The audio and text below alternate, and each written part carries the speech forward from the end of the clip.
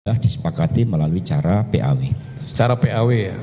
Artinya proses yang dilakukan oleh DPP PDIP itu sesuai dengan kesepakatan 3 cara yang dilakukan oleh Doni dan Saiful. Kami tidak tahu 3 cara meminta itu. Rizky mundur dan melakukan PAW terkait dengan Rizky Aprilia, kan seperti itu. Jadi terhadap apa yang diskenariokan itu kami tidak tahu.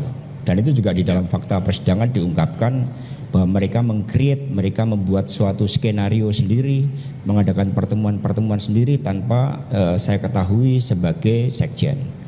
Ketika kami mengeluarkan surat, itu adalah atas rapat DPP, bukan atas hasil perbincangan dari mereka. Dan di situ Doni Triistiqomah kita minta sebagai lawyer untuk menyampaikan pendapatnya. Nah, apakah pendapat Doni pada waktu itu memang meminta supaya isi surat itu meminta supaya dilakukan PAW terhadap Dia Rizky? menyampaikan draft surat seperti itu. Seperti itu ya? Iya, betul. Baik, saudara tanda tangani ya? Iya, betul. Oke. Nah, kita kembali ke tanggal 13 Desember 2019. Nah, itu kan tadi suratnya di tanggal 6 Desember 2019. Iya. Nah, tadi di 13 Desember 2019, saudara tadi menjelaskan bahwa Saiful Bahri ada mengirim WA kepada saudara mengatakan bahwa izin mas, saya sudah ketemu Pak Harun, pamit geser dari SS, dan dijawab oleh terdakwa oke, sip, yang tadi. Nah, kemudian saya bertanya kepada saudara terdakwa yang di tanggal yang sama, di 13 Desember 2019 itu, Saiful Bahri dan Doni Triistiqomah melakukan percakapan telepon. Ya, dalam percakapan telepon itu disampaikan bahwa uang kebutuhan sebesar 1.500.000 juta rupiah ya, untuk pengurusan Harun Masiku itu ditalangi dulu oleh saudara terdakwa full. Seperti itu. Nah, dengan mengatakan ya, itu kemarin kan sudah kita pernah tayangkan ya. Pada percakapan pada ini gini, saya bilang, udah ini, oh iya, sekjen udah WA saya juga, katanya mau ditalangin gitu. Jadi Mas Hasto yang nalangin full 1,5, ya udah. Kapan katanya sekjen? Hari ini, kata Harun sih hari Minggu, dia narik dari SS. Nah, apakah pembicaraan Saiful dan Doni di tanggal 13 Desember ini ada hubungan dengan chat Saiful Bahri di tanggal 13 Desember juga dengan terdakwa yang mengatakan bahwasanya Harun Masiku baru geser dari SS? Tidak ada. Jadi WA 13 Desember itu bukan Harun Masiku baru geser. Pamit saya geser dari SS. Berarti yang geser itu adalah Saiful Bahri. Ya, pamit, Mas pamit, saya geser. Sayanya ini adalah saya Saiful Bahri. Sebentar Pak, izin Mas, saya sudah ketemu Pak Harun. Ya. Artinya kan ketemu nih, ya. Harun dengan Saiful Bahri. Pamit geser dari SS. Berarti tempatnya di SS. Oh bukan. Yang di SS adalah Saiful. Tapi tidak ada Harun Masiku di rumah aspirasi itu. Karena di rumah aspirasi hanya Saiful. Maka pamit saya geser, itu yang pamit adalah Saiful. Jadi Saiful menceritakan di dalam WA tersebut dia sudah bertemu dengan Harun Masiku yang saya tidak tahu pertemuannya di mana. Kemudian dia mau melaporkan ke saya, tidak bisa ketemu saya, maka dia pamit. Dan kemudian saya jawab oke, sip. Itu kejadiannya. Baik. Nah, mengenai ada percakapan Saiful dan Doni yang mengatakan bahwa nanti saudara terdakwa lah yang akan melakukan dana talangan untuk pengurusan Harun Masiku sebesar 1,5 miliar itu benar ada? Tidak benar. Kalau tadi dikatakan oleh saudara Saiful bahwa saya WA saudara Saiful saya akan menalangi dana, itu mungkin bisa ditayangkan. Ya. Karena yang jelas dari pengakuan saudara Saiful sendiri dan juga dalam fakta persidangan yang lalu itu bahwa munculnya istilah dana talangan itu pertama kali karena saudara Saiful berbohong sama istrinya. Ketika pulang terlambat dan kemudian menggunakan nama saya mengklaim adanya dana talangan dari saya. Tidak ada percakapan dari saya ke Saiful atau dari saya ke Doni atau dari saya ke Harun Masiku untuk mengatakan persetujuan saya dana talangan. Karena saya nggak tahu sama sekali adanya dana operasional itu. Baik. Baik, saudara terdakwa ya. Kemudian 3 hari kemudian ya, itu kan tadi 13. Di tanggal 16 Desember 2019 ya. Itu di DPP Kusnadi menemui saksi Doni teristiqomah. Ya.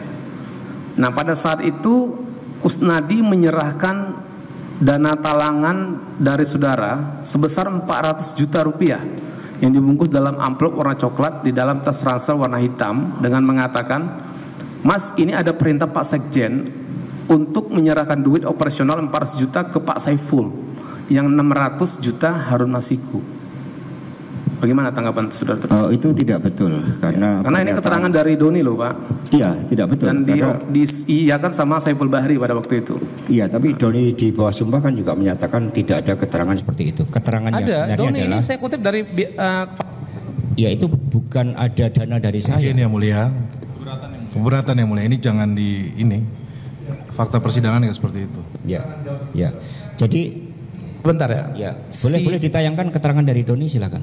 Doni itu menerangkan, menurut Doni nih ya, Kusnadi mengatakan, "Mas, ini ada perintah Sekjen untuk menyerahkan duit operasional 400 juta ke Pak Saiful, 600 juta ke Harun Masiku." Itu keberatan? Oh, tidak ada. Oke. Mohon izin. Saya tidak punya kedekatan dengan Harun Masiku, itu saya luruskan. Saya ingin bertanya kepada terdakwa ya, apakah saudara terdakwa itu mengenal seseorang yang bernama Harun Masiku? Bisa dijelaskan? Izin yang mulia, saya mengenal Harun Masiku ketika proses pencalekan pada tahun 2019. Yang bersangkutan datang bertemu saya, kemudian membawa biodata dan kemudian menyatakan niatnya untuk mendaftarkan sebagai calon anggota legislatif. Karena menjadi calon anggota legislatif bersifat terbuka, maka kemudian yang bersangkutan saya minta untuk datang ke sekretariat untuk mengisi biodata. Itu perkenalan dan pertemuan saya pertama dengan saudara Harun Masiku. Nah pada saat itu Harun Masiku mendatangi terdakwa itu di rumah aspirasi atau di kantor DPP? Di kantor DPP PDI Perjuangan, karena hal-hal yang berkaitan dengan caleg semuanya dipusatkan di kantor DPP PDI Perjuangan. Seperti itu ya? Iya. Baik. Nah apakah pada saat Harun Masiku itu menemui saudara terdakwa ya untuk meminta untuk mendaftar sebagai caleg PDIP, pada saat itu Harun Masiku sudah kader PDIP atau masih belum? Saat itu yang bersangkutan menunjukkan KTA-nya. Sudah ada KTA, kartu tanda anggota sebagai anggota PDI Perjuangan. Jadi bukan sebagai kader PDI Perjuangan. Nah akhirnya Harun Masiku itu kan menjadi caleg ya? Betul. Betul ya. Nah itu penempatannya di dapil berapa pada waktu itu dan kenapa Harun Masiku ditempatkan di dapil tersebut? Bisa dijelaskan?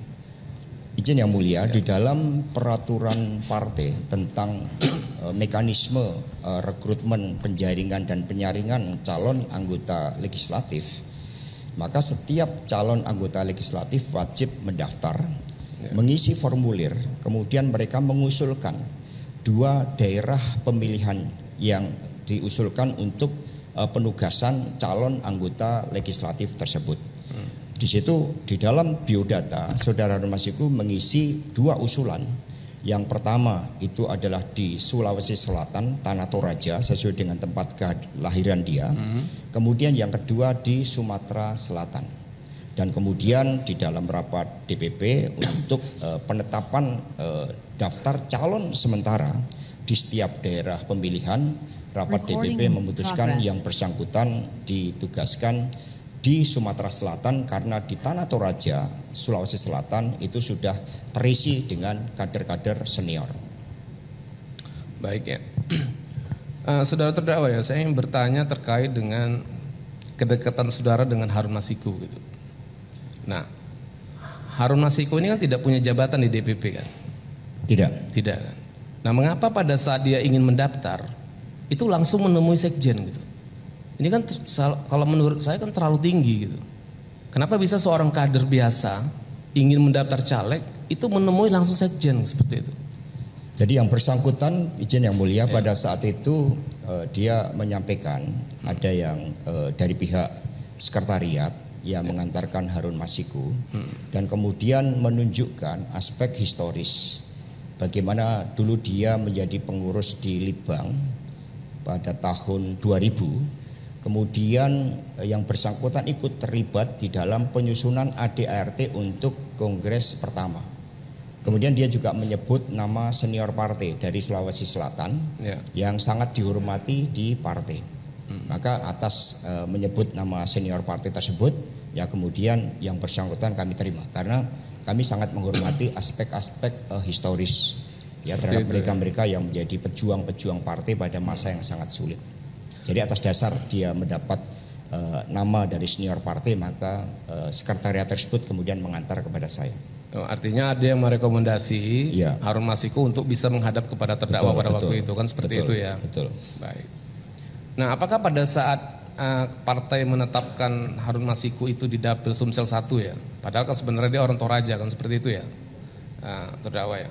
Apakah Harun Masiku ada berkonsultasi kembali ke saudara terdakwa atau bertanya, kenapa saya ditempatkan di Dapil Sumsel 1 seperti itu? Bisa dijelaskan? Tidak ada, izin yang mulia. Juga tadi saya ada yang kelewatan bahwa saya tidak punya kedekatan dengan Harun Masiku, itu saya luruskan.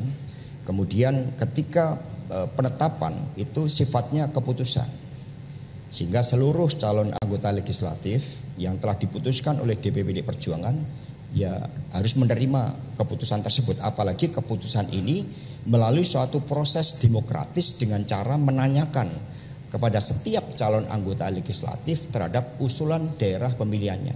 Sumsel merupakan usulan saudara Harun Masiku.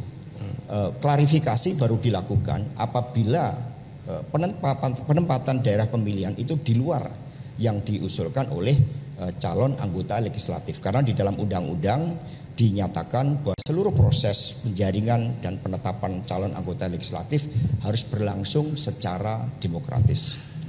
Baik. Nah, pada saat Harun Masiku mengajukan usulan 2 tempat itu di Sumsel 1, di Dapil Sumsel 1 dan Toraja itu di Sulawesi ya, apakah ada berkonsultasi dengan saudara terdakwa? Tidak. Tidak ada ya? Tidak. Nah, apakah memang benar ya di daerah Dapil Sumsel 1 itu merupakan basis massa dari PDIP, benar? Pada tahun pemilu pertama tahun 99, Sumsel 1 merupakan basis.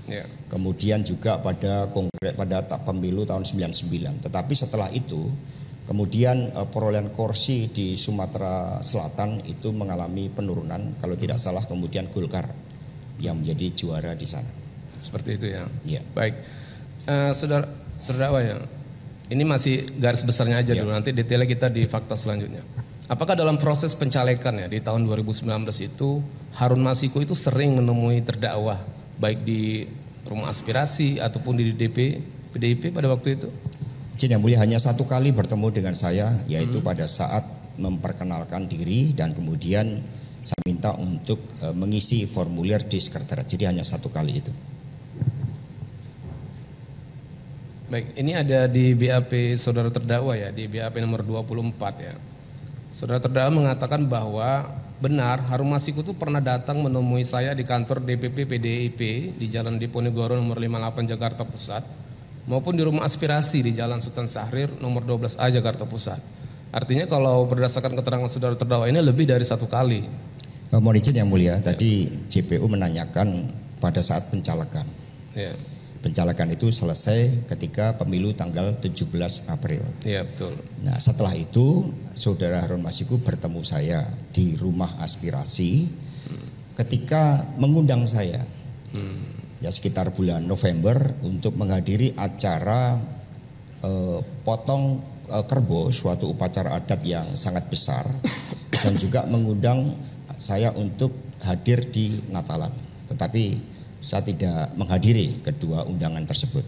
Sampaikan terhadap persetujuan anggaran, maka saya sampaikan kepada saudara Saiful ada dana 600 juta, 200 juta untuk DP penghijauan pembuatan taman-taman di kantor partai, khususnya di DPP PD Perjuangan. Karena mengapa ada program itu? 10 Januari 2020 ulang tahun partai itu berkaitan dengan hari menanam pohon sedunia, sehingga pada awal Desember DPP sudah mengeluarkan program untuk penghijauan secara serentak di seluruh Indonesia. Ini maksud dari percakapan itu dan tidak ada kaitannya dengan dana-dana yang tadi dijelaskan di dalam WA antara Doni dan Saiful. Nah, pada saat saudara terdakwa melakukan mengirim WA ya di pukul 19.27 ya sampai dengan 19.28 nih percakapannya. Jadi selisih 1 jam nih dengan pembicaraan yang tadi.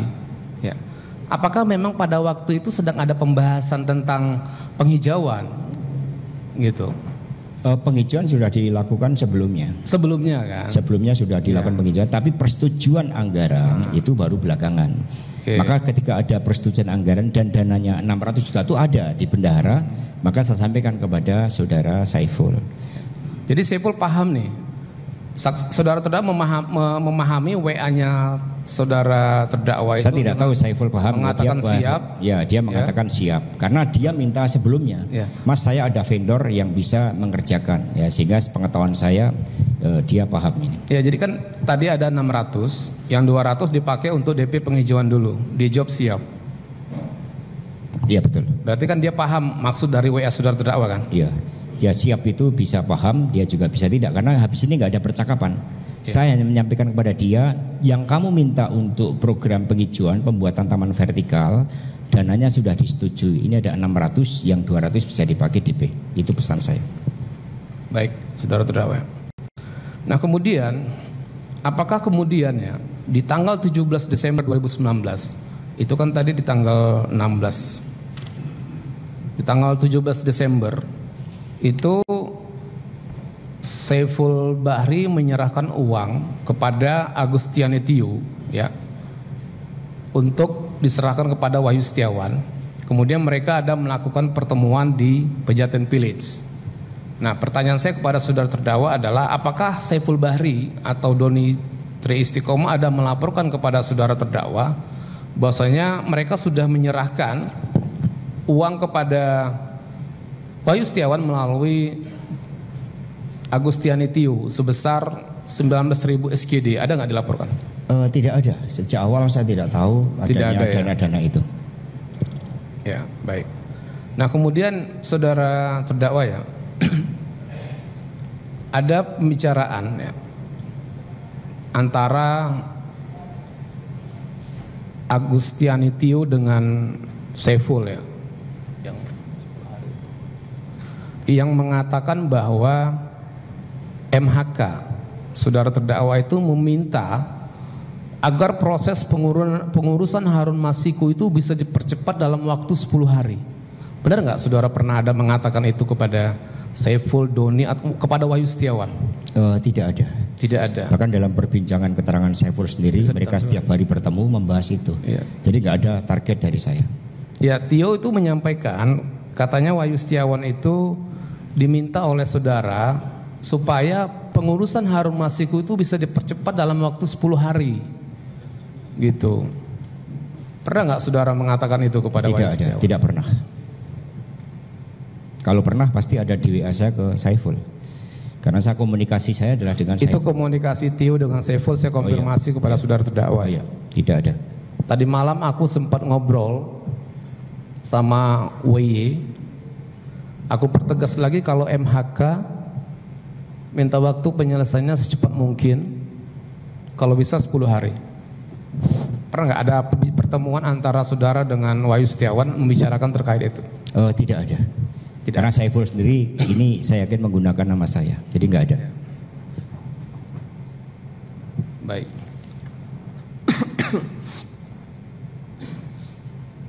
Kemudian ya saudara terdakwa ya,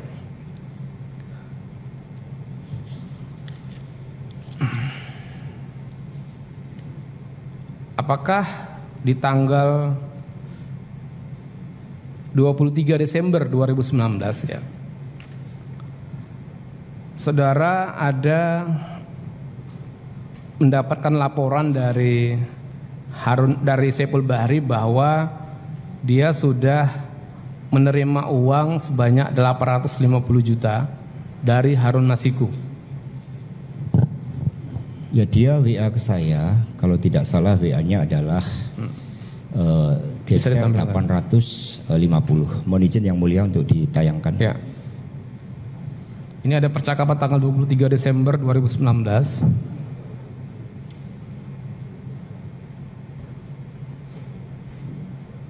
antara saudara Saiful dengan saudara terdakwa, yang mana Saiful Bahri melaporkan kepada terdakwa dengan mengatakan, izin lapor mas, hari ini Pak Harun geser 850. Kemudian saudara menjawab oke, sip. Bisa dijelaskan? Ya. Baik, terima kasih Yang Mulia. Jadi izin bahwa saya tidak tahu apa yang dimaksudkan oleh Saiful geser 850. Ya. Dan di situ saya jawab oke, sip. Karena memang ini adalah jawaban standar saya. Sama dengan ketika Saiful minta tolong dipecat yang tanda tangan Pak Lauli, saya jawab oke, sip. Tidak saya jalankan. Nah, sehingga dalam konteks ini jawaban saya adalah sebagai acknowledgement bahwa WA tersebut sudah saya baca karena kesibukan saya. Jadi saya nggak tahu itu apakah dana atau apa. Makasih. Baik. Nah, apakah saudara terdakwa memahami maksud Harun geser 850 ini, memahami maksudnya apa? Tidak, karena saya langsung jawab aja. Kan, saya jawabnya oke, sip. Jadi setiap WA yang masuk itu yang saya jawab oke, sip itu cukup banyak menjadi standar jawaban saya. Ya, karena Saiful Bahri juga ketika menerima WA dari saudara terdakwa jawabannya sama juga, siap. Iya.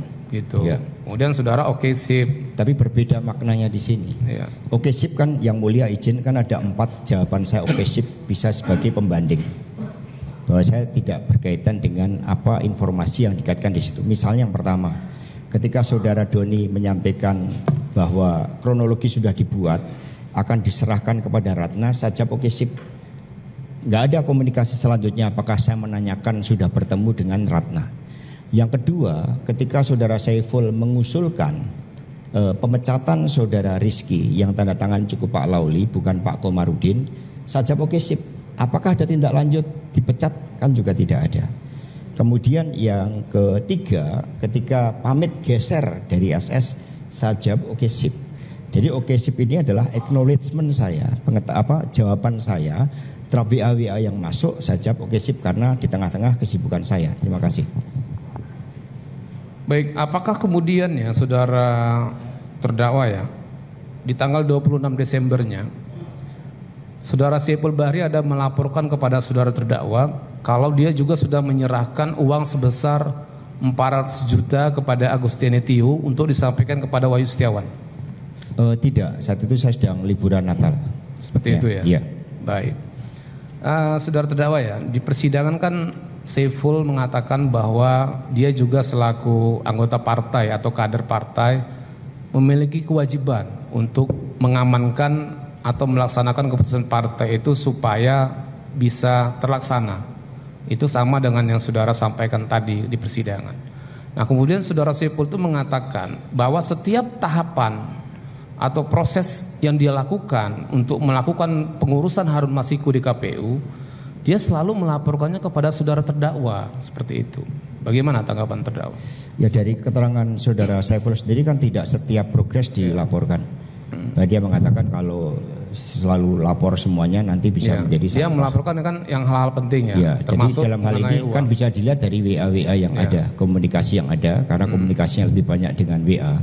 Jadi tidak ada kan laporan terhadap penggunaan dana, laporan terhadap dana operasional yang ditujukan kepada saya, kan tidak ada. Bahkan pertemuan dengan saudara Saiful itu pun hanya sekali dan tidak ada penugasan terhadap saudara Saiful.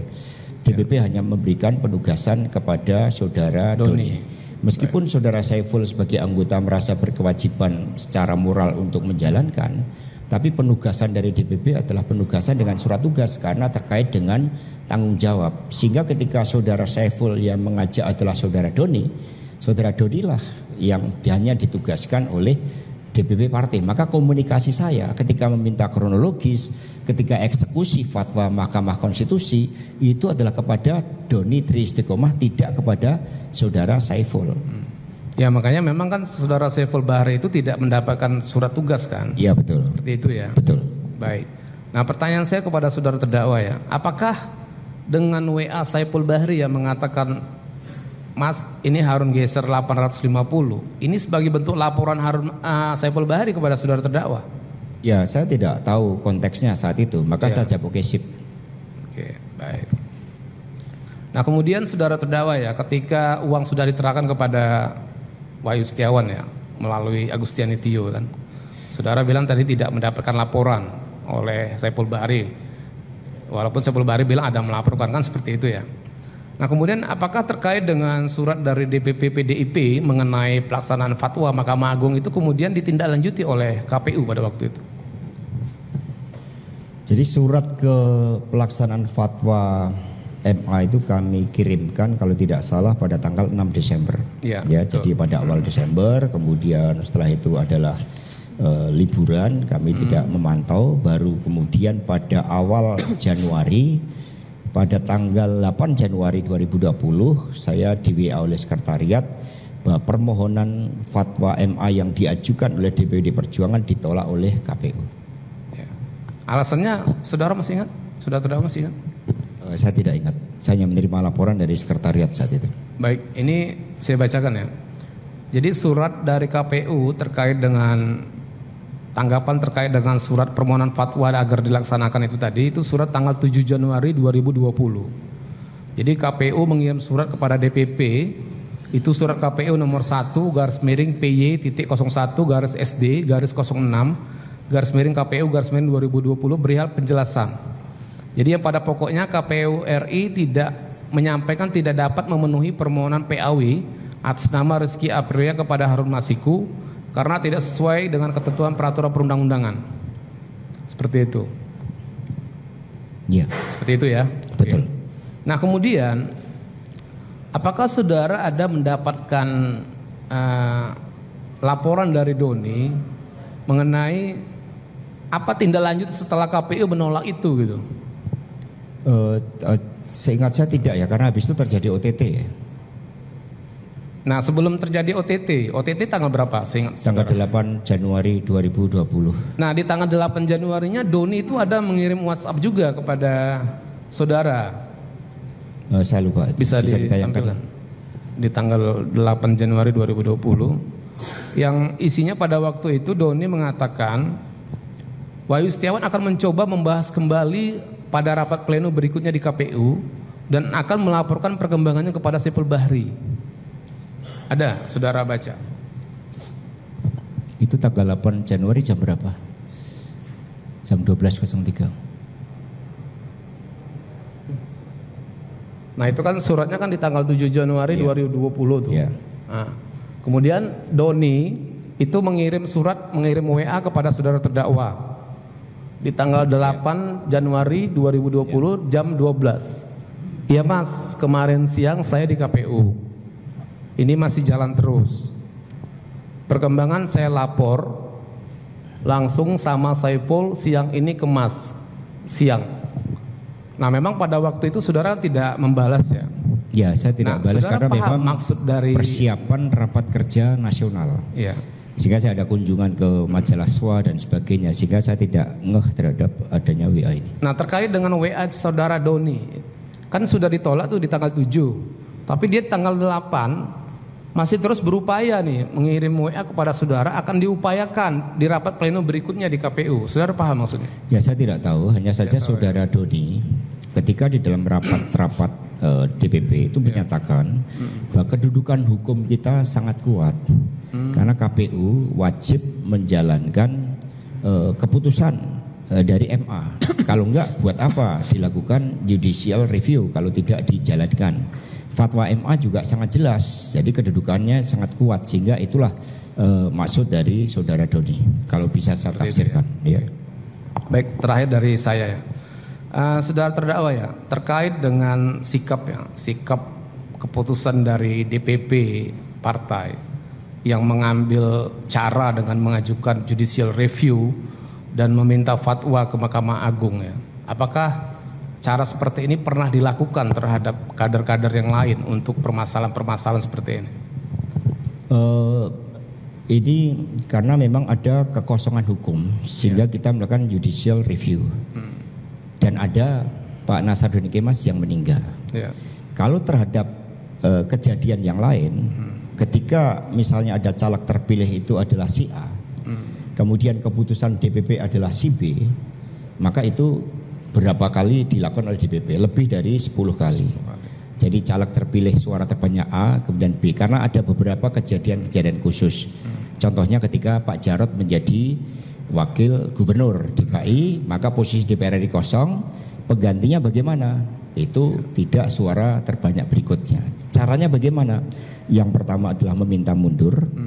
Kemudian ketika dia tidak meminta mundur, yang kedua pelanggaran disiplin partai. Seperti itu ya? Ya, betul. Nah, makanya pertanyaan saya tadi, permintaan judicial review dan fatwa tadi itu cuma dilakukan terkait dengan Harun Masiku pada saat itu ya? Saya agak lupa persisnya apakah DPP pernah mengajukan judicial review untuk urusan yang lain. Ya. Seingat saya pernah kita mengajukan judicial review. Enggak, ini ada di BAP saudara saya tanya. Ya. Saudara mengatakan tidak pernah ada yang lain. Ya. Hanya di Harun Masiku, seperti itu. Kalau terkait dengan kasus yang sifatnya spesial, karena akibat ada caleg yang meninggal, memang ini baru pertama kali sekali. Baik, terima kasih saudara-saudara, dari saya cukup dilanjutkan rekan kami.